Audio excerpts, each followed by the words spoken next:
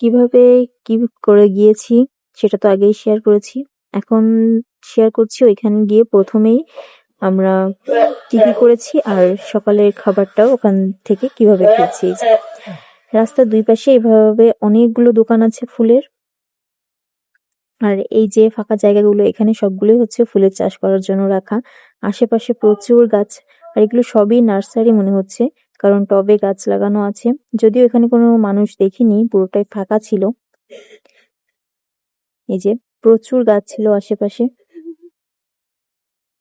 আর এটাকে কি ফুল বলে জানি না, তবে এই যে পুরো অনেকটা জায়গা নিয়ে দেখাও যাচ্ছিল না শেষ সীমানাটা এই ফুলগুলো চাষ করা। আর এখানে হচ্ছে পুরোটা মিলিয়ে গাঁদা ফুলের চাষ করা। তো এটাই ছিল ভেতরের দৃশ্য।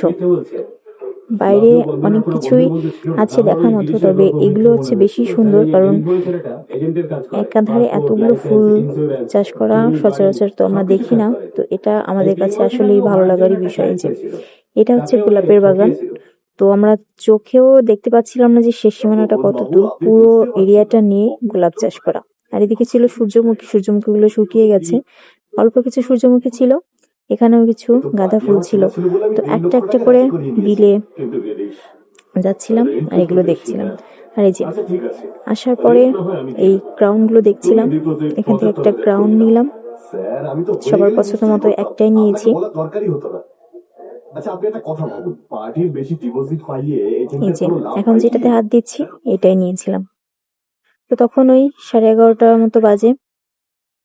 ভেবেছিলাম যে একবারে সকালের খাবারটা খেয়ে তারপরেই পার্কের ভিতরে ঢুকবো, কারণ পার্কের ভিতরে ঢুকে বের হব অনেকটা লেট হয়ে যাবে, এই জন্যই আর কি। এই যে আমরা দুইজন নিয়েছিলাম 2 প্লেট খিচুড়ি, আর ওমরা দুইজন নিয়েছিল 2 প্লেট না 1 প্লেটই নিয়েছিল রুটি।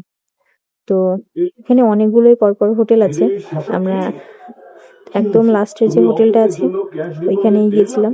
আর এখানে খাবারগুলো খুবই ভালো ছিল, খিচুড়িটা সত্যি দারুণ ছিল।